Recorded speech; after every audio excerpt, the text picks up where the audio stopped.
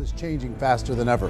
What used to take decades is now taking years or even months. What you see right now is the illusion that people have had for many decades about the workplace being this secure place to work the rest of your life. For the first time in the history of our nation, our children will not do as well as us. We've seen our friends get laid off. We've been laid off. We've had our pay cut. People are overworked and underpaid. They seem to have less time and less freedom. They live under constant pressure. This is going to be forced. And so even if your employer loves you, they may have to cut you. There's something wrong that on Monday morning, the heart attack rate increases by 35%. Technology is accelerating, job security is declining. It just doesn't seem like the old models of making a living are as reliable as they used to be. Every aspect of our lives, there's a better way out there, but we're still doing it the old way. We live in the greatest country on the planet, and there are a lot of people sitting around complaining and being cynical. Like everyone's whining about this old model, and I'm like, why don't you leave it? Look at all this over here. Look at all this opportunity. Since so much of our lives revolve around our work and the way we make our living, many people are thinking there just has to be a better way. The biggest challenge facing our world today is not making money, is what are we going to do with all the displaced, unemployed people? People are afraid that they're going to make the wrong decision. People are afraid of the unknown. People are afraid that maybe I don't have the skills. Hey, sports fans, industrial age is over. It's dead. It's dying. That's why going to school to get a job is an obsolete idea. A steady paycheck is an industrial age idea. Let's look at unemployment. 30–40% of the people are honestly not working, but would be working. What our government does is if you haven't found a job in 6 months, we don't call you unemployed. We pretend you dropped out of the labor force. I've often said that unemployment, particularly structural unemployment, that's unemployment due to technological changes, is the first sign of economic growth. Think of it, 10 people live on an island. They go out every day and fish. One day, new technology shows up. A missionary brings them a net. Now, using the net, one pilots the boat, one throws the net. 2 fishermen can do all the work 10 used to. That's a 500% increase in productivity, 2 doing the work of 10, in one day. You don't have to learn a lot to learn how to throw a net instead of throw a fishing line.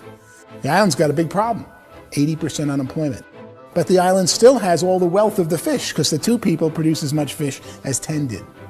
Now, of course, looking back in history, these changes used to take thousands of years. And during that time, we went into farming and transportation. Some of us became doctors and some teachers and lawyers, and we developed all these new professions and new manufacturing jobs. Today, these changes are occurring literally in one day when a new technological advance occurs, and we don't have the social structures to deal with it or to retrain the unemployed people. So one of the things that I think is interesting as I travel across the country and really travel around the world is the way that we work and the way we get paid for work is changing pretty dramatically. On a global basis, everything is being turned upside down because of the rapidly advancing technologies. They are eliminating many jobs, and we have been left with many people not prepared for the jobs that exist. A lot of demand in public companies was to squeeze out all the fat and to get just as much margin as we possibly could, and fat equals humans. So this idea of job security in information age is so obsolete, but it's still taught inside our school system, and that's where the problem starts. There's no financial education in the school system, and people are still trained to be employees who work for that paycheck. This is a chart on the middle class. What's happening in the middle class, those that went to school, their incomes have been coming down for years. And parents still say to their kids, go to school, get a job. Now what happens to all those middle class people who are dropping off the ends of the chart? Well, they become what's called working poor. And this is what happens to working poor. But they say poverty is ending. Well, poverty may be ending, but working poverty is going up. And this is food stamp usage. So food stamp usage in America is going through the roof right now, because people cannot earn what they call a living wage. Most people have experienced financial pressures that I think are probably greater than they have been in the past. If you're not working for yourself, then it's going to be a pretty hard road for a lot of people. Today, if you're going to control your future, the 40-40 plan is gone, where you can graduate from college and get a job and work for 40 hours a week for 40 years. That day is gone. So some of these charts actually tell you what's going on. And this is a really interesting one, you know. People are going back to school because if I go back to school, I'll get a nice job. But this is what's happening to, it's called Sallie Mae, which is the student loan guys. Student loan is going through the roof. It's now over $1 trillion, and student loan debt is worse than credit card debt. So when people stopped using credit card, the government got people into student loan debt. And the problem with student loan debt is you can never be forgiven. See, with credit card debt, you can declare bankruptcy and all's forgiven. But student loan debt, you can declare bankruptcy, you still owe it. It's the worst of all debt. But this is the next picture. Look at this chart here. This is what's happening to wages of college graduates. It's going down. So you go to college, you rack up all this debt, but you earn less money. Now, that's not that intelligent. Average person who's been working a lifetime in America today is ending their lifetime at 65 with about $41,000 in assets. They earned just enough to survive. Oh, I feel sorry for? I feel sorry for the person who dreads going to work, who is sick to their stomach on Monday morning, who hates their alarm clock, who gets a little glimmer of hope on a Wednesday because it's hump day and says, thank God it's Friday. And they live for those 2 days a week where they get to be themselves and they don't have to be around people they don't like, and they don't have to play the political game in the office, and they don't have to live this half life. The person that works 50 weeks a year just to be able to have the 2 weeks for vacation. And you know what happens to most of them nowadays?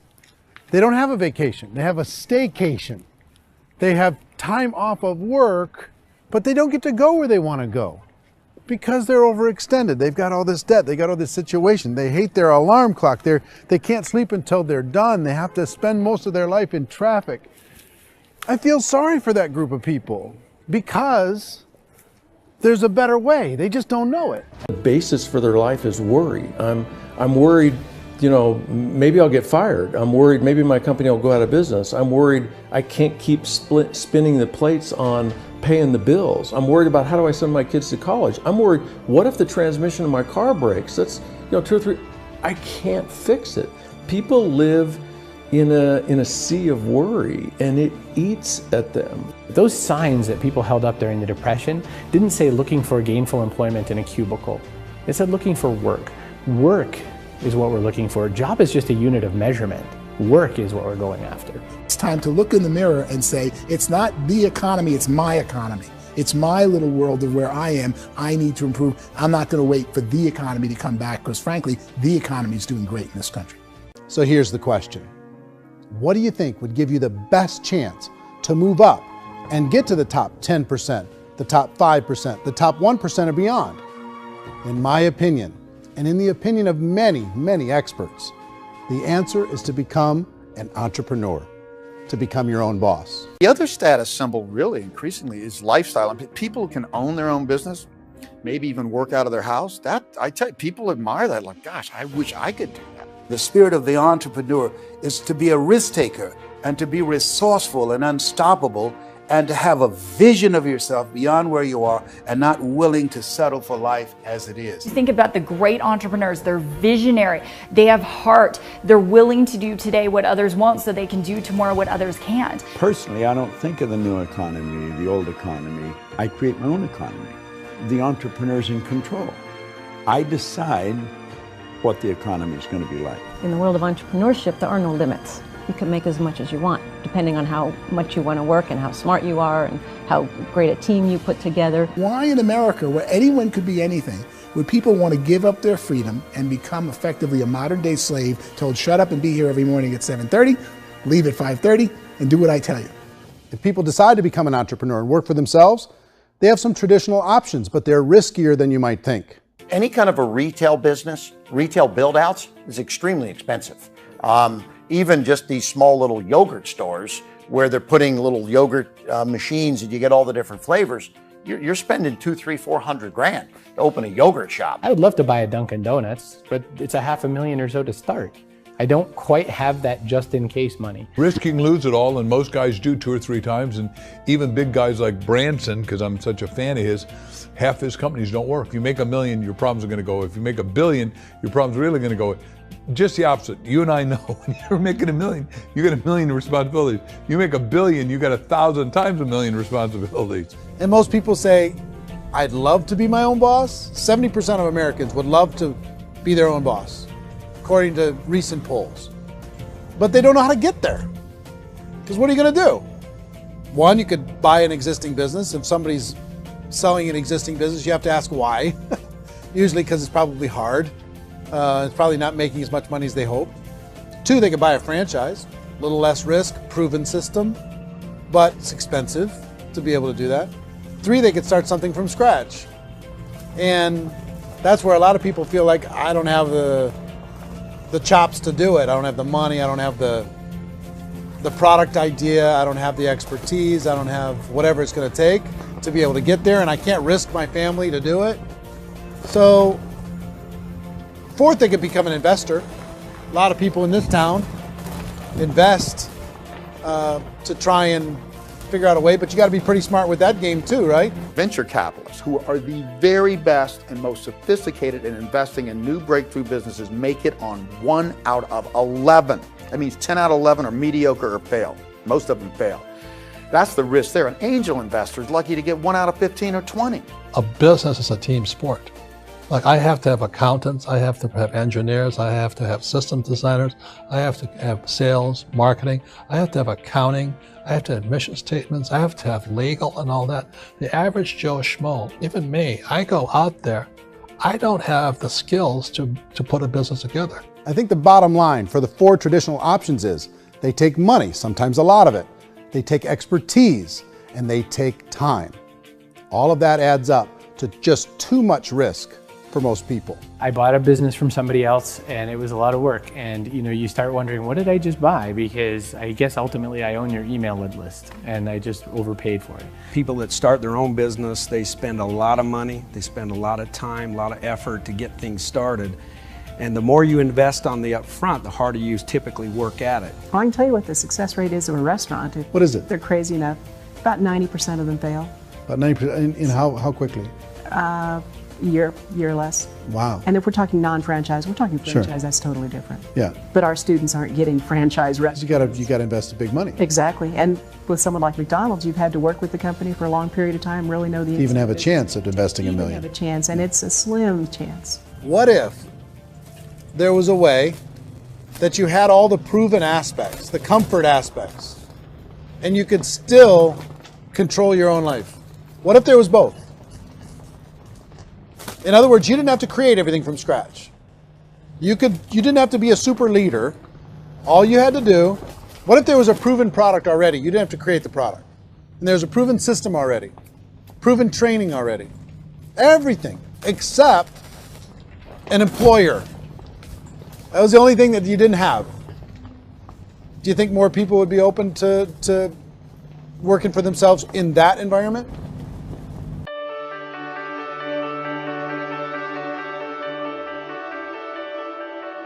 In our search for a better way to make a living, we've come to the conclusion that becoming an entrepreneur is actually safer than being an employee. And through our look at the entrepreneurial options, one particular path kept coming up from expert after expert. And I think most people will find it surprising because it's certainly a non-traditional business model.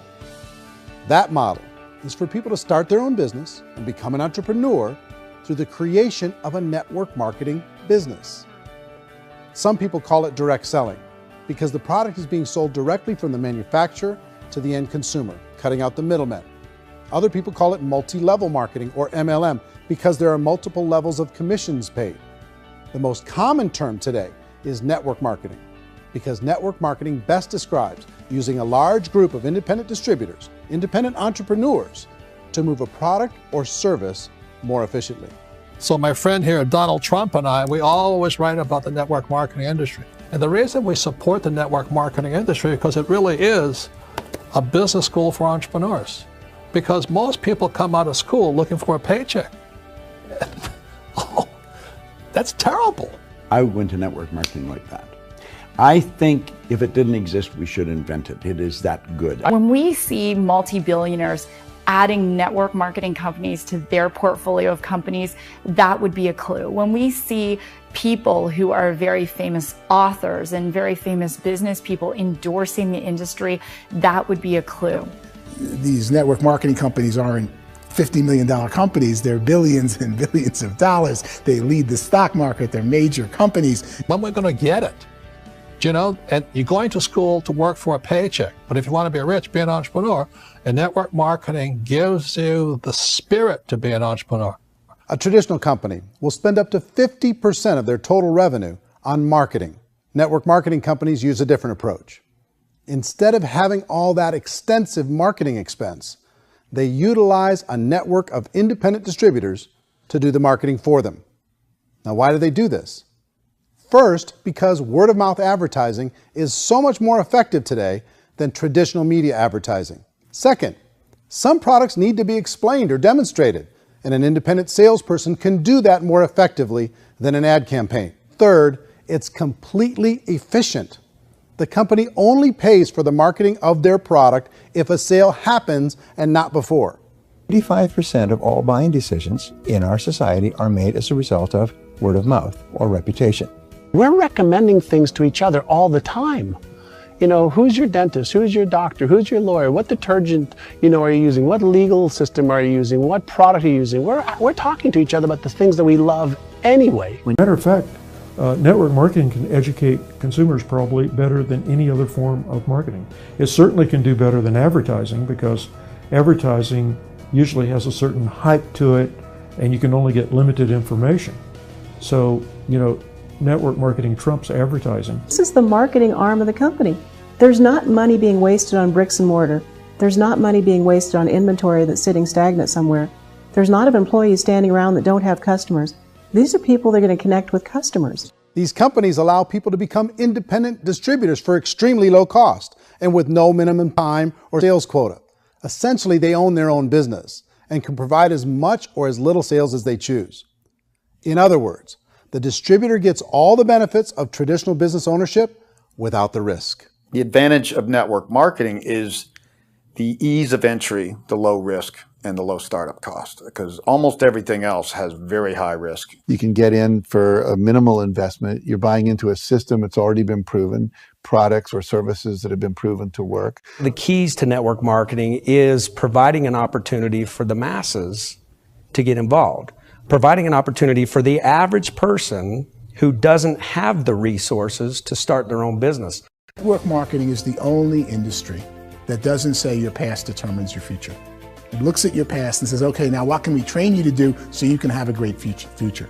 Every other employer out there wants to exploit you for what you already know, not teach you something new. Network marketing has the potential to save the United States and the world, because it's going to teach people not to be employees, but to be entrepreneurs.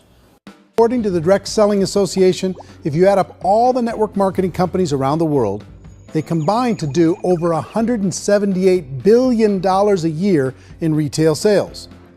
To give you an idea of how big that really is, the NFL, the National Football League, does approximately $9 billion a year. The music industry does a little more than $16 billion a year, and the movie industry does about $80 billion a year. Using a conservative average, network marketing companies pay their distributors about 40% of that $178 billion in the form of commissions, which adds up to more than $71 billion a year. That's almost $6 billion a month. It's almost $200 million in commissions every single day. So it's certainly working, and people are making serious money in network marketing. with the growth of the direct selling industry over the last 10, 15, 20 years, we've seen a broader understanding of the channel. We have seen more and more people getting involved in the business, so our penetration in the marketplace has increased, and thus the understanding in the marketplace of who we are has increased. And we've seen non-direct selling companies look at the direct selling model and say, something's going on there. People are making money, companies are being profitable, individuals are being motivated, product is being delivered to market. Maybe we should explore this. Some people think only the people at the top make money. Well, let's take a look at that as well. In the network marketing profession, there are roughly 500 people in the world who earn over $1 million a year. If you round that number up to $2 million a year, that adds up to about $1 billion a year. That takes the $71 billion paid out each year down to $70 billion. So where does the rest of the money go? The vast majority goes to part-time people making anywhere from a few $100s a month to many thousands of dollars a month. It goes to people who choose to make it a full-time career move and earning even more than that. Every day, people are using the money they earn through network marketing to pay off debt, have more fun, and improve the quality of their lives. Everyone I know in network marketing has been doing that since the 50s. They go to work when they want to go to work. They stop working when they want to take time with their children to have a leisurely breakfast and discuss issues and driving to school. They go back to work when they get home, wherever they're working out of. The biggest thing that I've seen is people that have become much happier in their life. MLM has probably made more millionaires of more people in more countries, and I've spoken to them in 67 countries, than any other single form of business, starting from nothing. If they have a choice between working a job for the next 10 years or working a network marketing business for the next 10 years, the result of working the network marketing business will be better. A lot of people within the industry go on and make this a career and do extremely well at it. Network marketing has been nothing but good for everyone I know that's been involved with it because they did it seriously and they played full out and they've been very successful. It's been a constant barrage of success stories and people showing off stuff that they got as a result of it. How many people are involved? Approximately 16 million Americans and 96 million people around the world are currently participating in network marketing.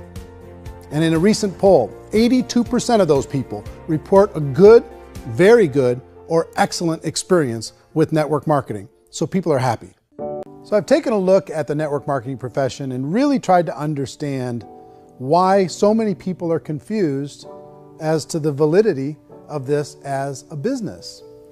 One is this pyramid shape. People get really messed up with this pyramid. Oh, it's one of those pyramid things. So I just think there are a lot of haters out there who really don't understand the industry and say, oh, it's a get-rich-quick scheme. It's a pyramid. Well, corporate America is a pyramid scheme. You know what I mean? It goes like this. You have thousands of MBAs, let's say working for Ford or General Motors or Coca-Cola. If all these MBAs, they're all trying to get to here, that's a pyramid. Only one guy's going to make it. Every 10 years, one's going to make it. Whereas you look at network marketing, it's like this. So you're here, and your job is to develop other CEOs coming up behind you. So it's an inverse pyramid. In network marketing, it's a very simple concept. If you sell product, you get paid. It is paid based on production. There is no first mover's advantage. There is no investment component where the more somebody spends, the more they're entitled to make. So the two are polar opposites of each other.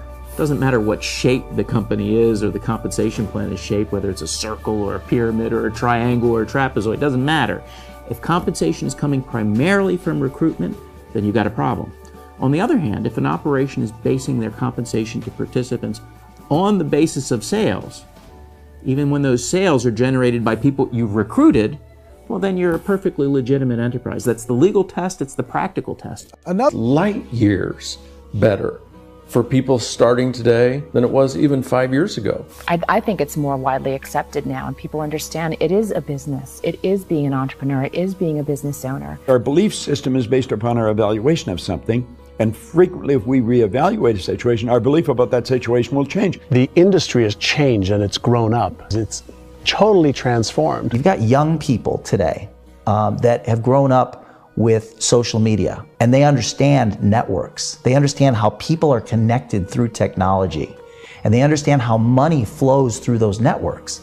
So when they see network marketing, they don't see it the way their parents saw it. And we've all learned, the larger industry that you represent, has all learned from those mistakes and flaws and errors that have happened early on. Early algorithms didn't work the right way. That's all fixed. It's like when they design a computer program, they design the program, then they run it, and then they go back through and they debug it. The MLM industry has been debugged. This is the day of being virtual, being able to run a business from your mobile phone. I mean, it's incredible. Companies are getting smarter. They're implementing more consumer protections. They're implementing more compliance training. They're doing more with respect to product research. If you do get involved and you make purchases of inventory, even on a voluntary basis, if you decide that this business is not for you, you can leave and have that inventory repurchased by the company. There's no other business that offers that kind of protection on a voluntary, self-regulatory basis.